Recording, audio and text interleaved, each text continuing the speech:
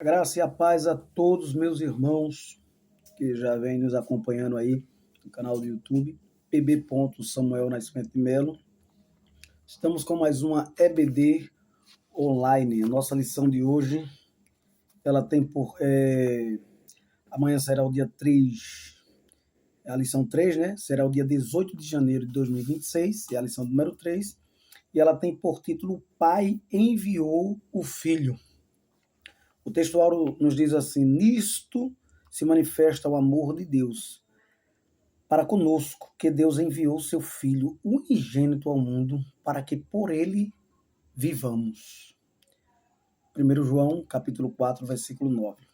A verdade prática, queridos, ainda nos diz assim: o envio do Filho revela o amor do Pai e a perfeita unidade da Trindade no plano da salvação, garantindo a redenção e a adoção dos crentes. Olha só, a leitura bíblica em classe para quem não está lição. Não tem lição, está em João, o Evangelho de Cristo escrito por João, 3, 16 17, 1 João 4, 9 e 10 e Gálatas 4 e 4 e o versículo 6. Todos esses versículos vão estar mostrando que Deus enviou o seu Filho, né? E a gente vai entender melhor na continuidade aqui dos tópicos da lição. A palavra-chave não poderia ser outra, é envio. A introdução nos diz que no plano eterno da redenção, o Pai é quem envia o Filho para a salvação, para salvar o mundo. Esta verdade revelada nas Escrituras manifesta o amor do Pai e reafirma a unidade e a missão da Santíssima Trindade, né? Dentro dessa proposta aqui, desse concílio eterno. Nesta lição veremos como o envio do Filho unigênito de Deus, a segunda pessoa da Trindade, revela em profundidade a suprema expressão do amor de Deus, a plenitude do tempo para a redenção e a obra perfeita da Trindade na salvação. Vamos dizer que não há desacordo nem desalinhamento nenhum, a plena perfeição entre a pessoa do Pai, do Filho e do Espírito Santo. É essa aí a proposta que a gente traz para os irmãos dentro desse assunto. O primeiro tópico nos diz o envio do Filho e o amor do Pai. O amor incondicional do Pai, ou seja, não há condição para esse amor de Deus. Por que Deus amou, né? O que ele viu em nós para amar? Por que ele deu? São perguntas que a gente não tem resposta. Por que Deus amou o mundo de tal maneira, nós pecadores, falhos? Se a gente perguntasse a qualquer pessoa se ele daria o seu filho para morrer por uma família decente, de muito caráter, de muito carisma e de muito exemplo, essa pessoa não daria. E se tivesse mais de um, ainda não daria. E se tivesse esse filho e soubesse que ele morreria e ressuscitaria, ele ainda não daria. Mas Deus deu, Deus enviou, né, seu filho para morrer em morte de cruz. Ele vai dizer aqui, ó, o envio de Jesus Cristo, o Filho unigênito, né, do Pai, é a maior demonstração do amor de Deus ao mundo. Ele poderia ter pego um anjo, um arcanjo, um querubins ou um serafim, né, mas não pegou. Pegou o que havia de melhor, o seu Filho unigênito. O verbo grego, né, para este amor é agapao, ou seja, é o substantivo de ágape, que é o amor em ação, não é o amor apenas de palavras ou de um mero sentimento, não, é o amor em ação, em atitude, tá? Expressa uma natureza essencial de Deus, é a busca pelo bem-estar de todos, conforme Romanos 15, 2, conforme usado acerca de Deus, manifesta interesse profundo e constante de um ser perfeito para seres completamente indignos, imperfeitos, injustos, né? Ensina que o amor de Deus não foi motivado por mérito humano, não havia nada em nós para ele amar. Então, por que ele amou? Por que ele deu? É tremendo, irmão, isso aí. Então, ele amou o mundo, rebelde e perdido, e enviou seu filho, não para que condenasse o mundo, mas para que o mundo fosse salvo por ele. Então, este amor alcança toda a humanidade. Porque Deus amou o mundo, as pessoas, esse mundo aqui, ele não está falando do mundo cósmico, não. Não, do céu, de terra, mas não, ele está falando das pessoas, porque Deus amou as pessoas, toda ela. É um amor incondicional, plenamente gracioso e sacrificial e absoluto, certo? Não é um amor específico por alguém, não. Ele amou todos, incondicionalmente. Ele não amou um grupo, um escolhido, do outro sem senso, não, nada disso. Ele amou a todos. No segundo subtópico, diz a iniciativa soberana de Deus, desde a eternidade, antes da queda do homem lá no Éden. Lembra da queda do homem no Éden? Deus traçou um plano de redenção, minha gente. Deus nunca foi pego de surpresa, nem nunca será pego de surpresa. Lembrando que Deus tem, estudamos nas lições anteriores, e a gente pode citar aqui, um atributo incomunicável chamado onisciência, presciência, né? Além de onipotência, onipresença e tudo isso aí.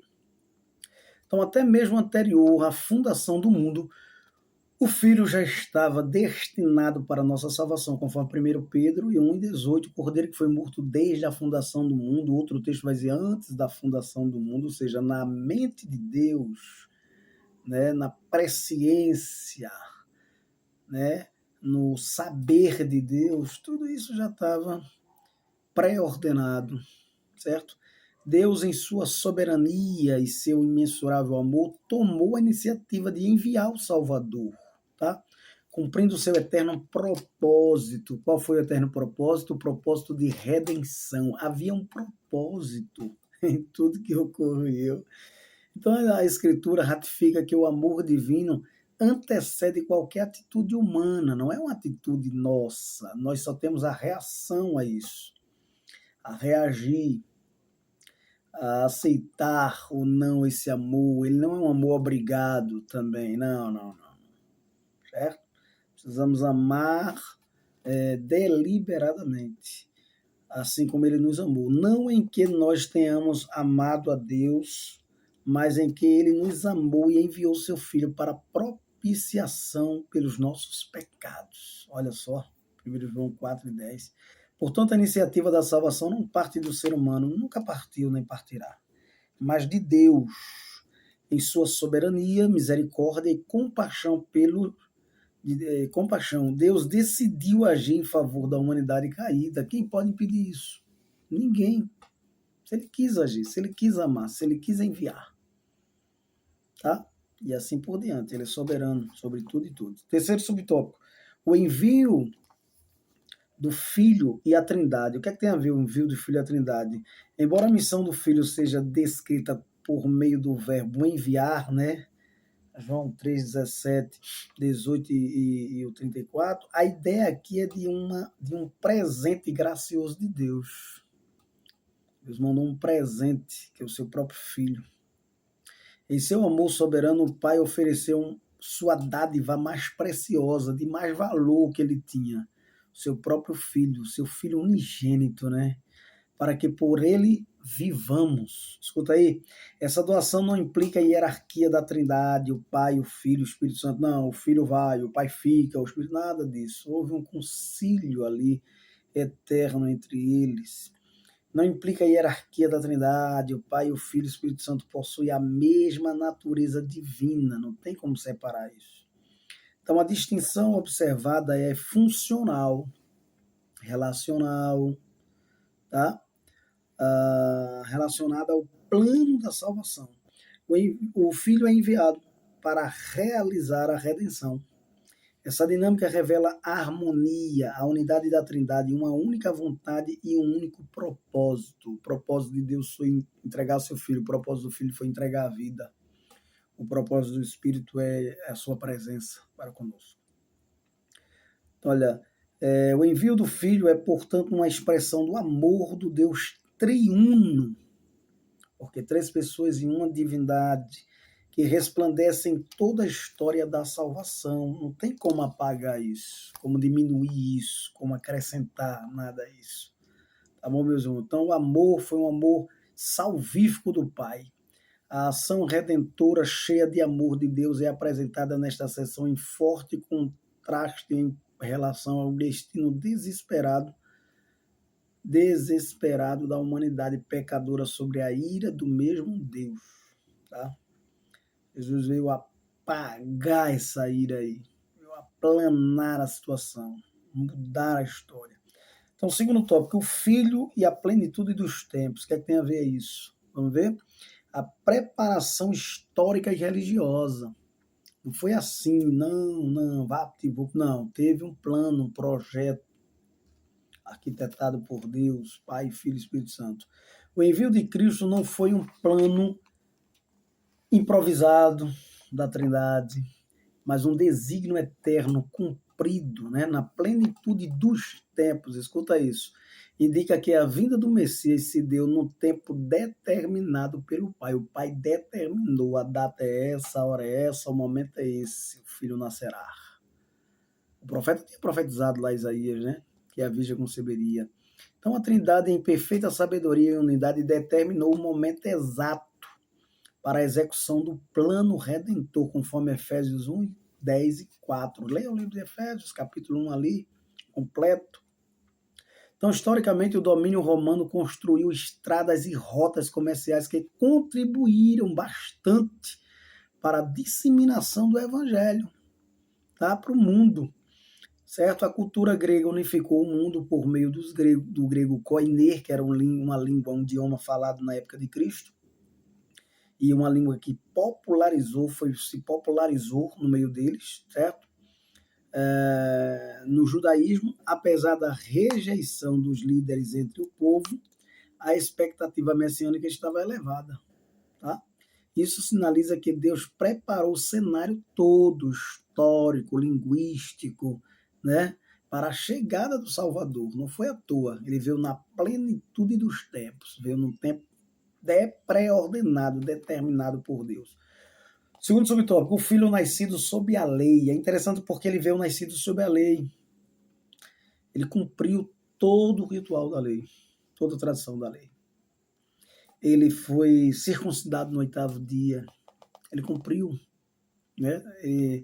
Ele disse que não veio abolir, mas veio cumprir. Ele não veio tirar nem um tio, nem uma vírgula, mas veio cumprir a lei. Então, a Escritura afirma que o Filho veio nascido de mulher, ou seja, nascido sob a lei. A expressão nascido de mulher reafirma que Cristo assumiu nossa natureza humana. O Verbo se fez carne, encarnou, habitou no ventre de Maria, né? Foi obra e graça do Espírito Santo, gerado, mas não criado, nascido de mulher, conforme Hebreus 2 e 14, Filipenses 2 e 7 e 8. Ele encarnou e experimentou as fraquezas humanas, exceto o pecado. Foi tentado em tudo, mas não pecou. Cumpriu-se assim a profecia, que eis que uma virgem conceberia e daria à luz a um filho, né? Do capítulo 7, versículo 14 de Isaías, capítulo 9, versículo 6. E aí isso se dá em Mateus 1, 23, mostrando que sua vinda foi obra soberana de Deus, né? A declaração nascido sob a lei significa que Jesus cumpriu todas as exigências da lei mosaica. Nenhum homem conseguiu cumprir. A lei se cumpre em Cristo. Ele foi o único homem a cumprir plenamente a lei e de Deus sem transgredir em momento algum. Foi um modelo, né, de obediência, de submissão, e nada por obrigação, mas tudo por obra conciliada entre o Pai, o Filho e o Espírito Santo. Então, sua vida de obediência foi necessária para que pudesse oferecer um sacrifício perfeito. Como é que ele podia oferecer um sacrifício perfeito sem essa vida de obediência submissa em favor dos pecadores? Então, na terceira subtópico do segundo ponto diz adoção de filhos. A gente vai observar também que a obra do Filho não apenas trouxe perdão, mas também nos concedeu a posição de filhos adotivos, né? Somos co-herdeiro com Cristo, filhos adotivos, ou seja, temos o direito que Cristo tem, ele passa a nos dar esse direito agora, através da adoção. Então, Cristo é o único que Cristo é o único Filho de Deus por natureza. Nós somos por adoção, mas Cristo é por natureza. A prática da adoção, a gente vai observar que não fazia parte do sistema legal judaico, tá? Mas era comum e bem conhecida entre os gentios. E nós éramos o quê? Gentios, somos considerados gentios. Né? E aí Deus vem e nos adota como filhos, como se fosse descendente de Abraão, não é verdade? Enfatiza que foi do agrado de Deus inserir no plano da salvação que os salvos fossem adotados como filhos. Mas quem faz isso? O espírito de adoção, que habilita os salvos a clamarem Abba Pai, ou seja, esse termo aramaico é papai, paizinho, né? Ele é empregado na interação entre o filho e o pai, da intimidade de um pai com seu filho, meu papai, meu paizinho, painho, né? Indica respeito, confiança. Essa adoção e intimidade é aplicada pelo Espírito Santo, conforme Romanos 8, 15 e 16. Então, demonstrando novamente a atuação inseparável da Trindade na salvação, no plano, né? Tá ali o Pai, tá o Filho, tá o Espírito Santo. Não tem como separar essas três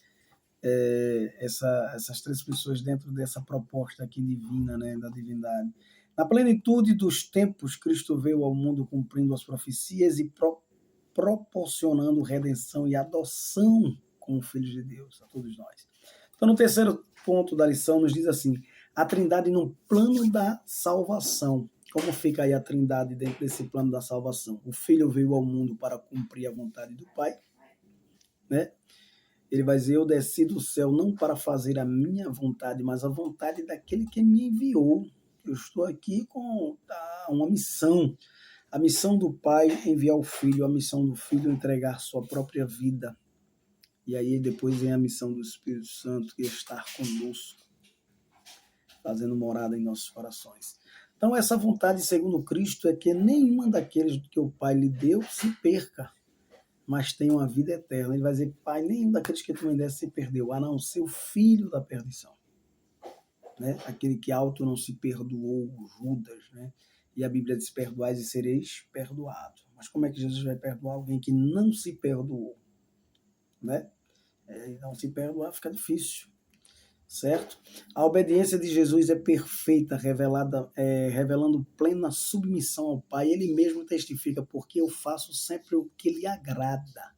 Por isso que ele vai dizer, este é meu filho, em quem tenho prazer de dizer que é meu filho, quem me agrada, né? Tenho prazer, eu me agrado a dizer que esse menino é meu filho, porque eu faço sempre o que ele lhe agrada. Essa obediência alcançou o clímax da entrega voluntária de sua vida por amor, sendo obediente até a morte. Filipenses vai dizer, em morte de cruz, né? Na teologia, a gente vai falar de uma teologia econômica. O filho, aí, ele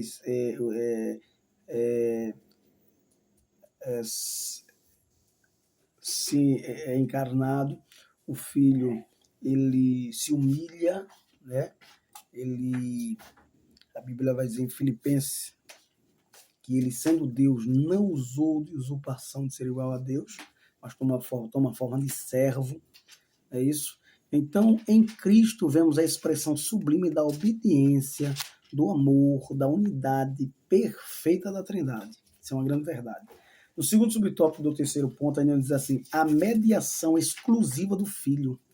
A gente vai ver que o Filho é o único caminho de acesso ao Pai. Ninguém vem ao Pai, ele vai dizer, se não for por mim. Ele vai dizer em João, eu sou o caminho, 14,6, a verdade e a vida. E ninguém vem ao Pai. Né? Porque o Pai é um só, ninguém vem ao Pai, a não ser por ele. Esse acesso é exclusivo, porque ele é a revelação plena do Pai. Ela é a revelação plena do Pai. Ele é o Emmanuel, é o Deus entre os homens. E o único que pode satisfazer a justiça divina mediante o seu sacrifício vicário, né? Morrer em morte de cruz, é verdade, morrer no lugar do outro, sacrificando sua própria vida. Então, a exclusividade da mediação de Cristo está enraizada nas Escrituras trinitárias. O Pai enviou o Filho, o Espírito Santo testifica do Filho, Assim, o caminho para o Pai passa necessariamente pela aceitação do Filho, conforme ensina as Escrituras, porque há um só Deus e um só mediador entre Deus e os homens, Jesus Cristo, homem. Timóteo, 1 Timóteo 2:5.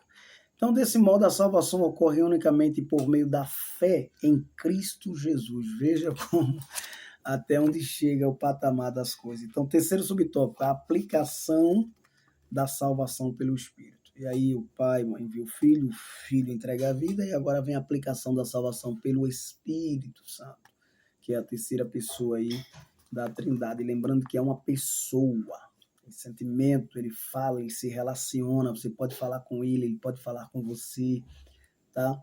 E hoje ele tem todo o acesso a nós, habita em nós, e a gente pode falar com ele acerca do Pai, acerca do Filho, tá bom? Então, diz o Espírito Santo, chamado de Consolador e Espírito da Verdade, foi enviado pelo Pai e pelo Filho. Né? Ele vai dizer, não vos deixarei órfão, mas enviarei o outro, um da minha mesma espécie, o Espírito Santo.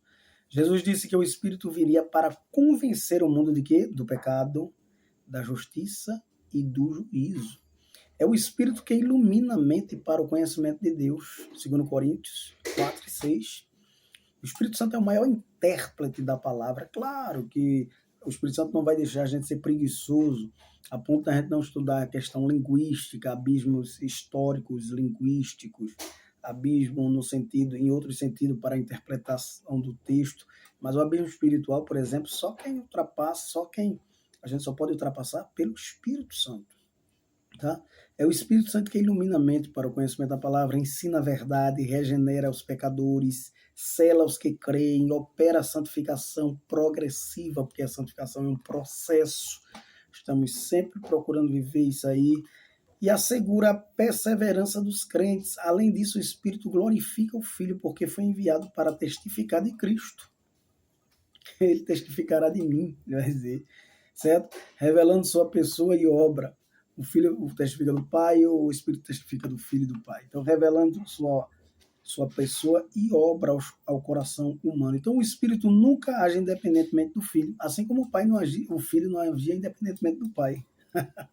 Sua missão é intrinsecamente e de exaltar a glória do Deus triuno, certo? Então, o plano da salvação é obra da Trindade. O Pai envia o Filho, o Filho executa e o Espírito Santo aplica essa salvação, porque ele que convence. E aí você vai até Cristo, e Cristo lhe leva até Deus. Glória a Deus. Conclusão. O envio do Filho pelo Pai revela o amor eterno e soberano de Deus e destaca a perfeita unidade da Trindade na obra da salvação, né?